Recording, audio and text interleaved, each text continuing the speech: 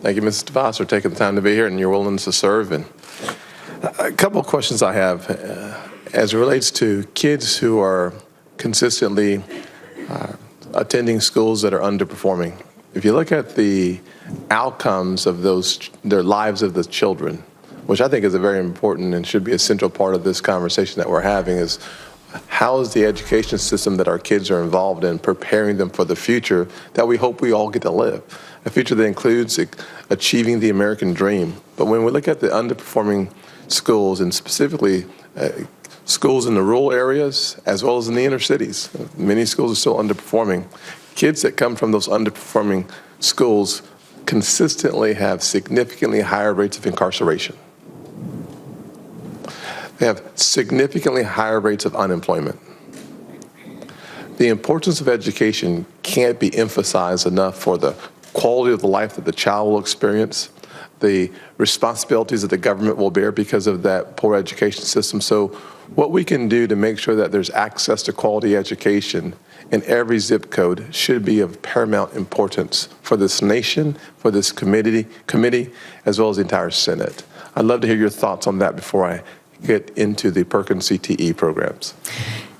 Senator, I thank you for that question and for the thought and your observations and experience behind it. And I couldn't agree more that we have continued to do a disservice to so many young people in our country by continuing to force them to attend schools that are simply not working for them or not working for many.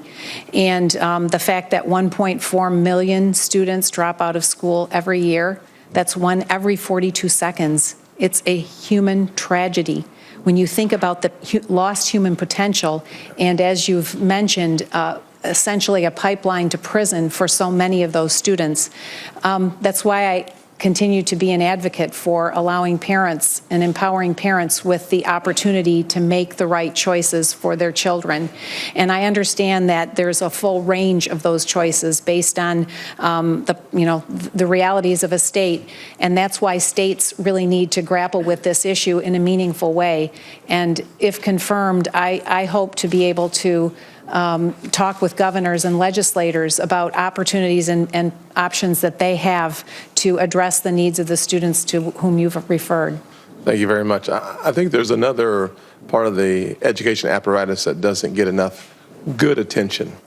So often we think of technical schools as a subpar choice, as the place you go if you can't get into a four-year school. It's as if we have this bachelor's addiction that may not be in the best interest of the student.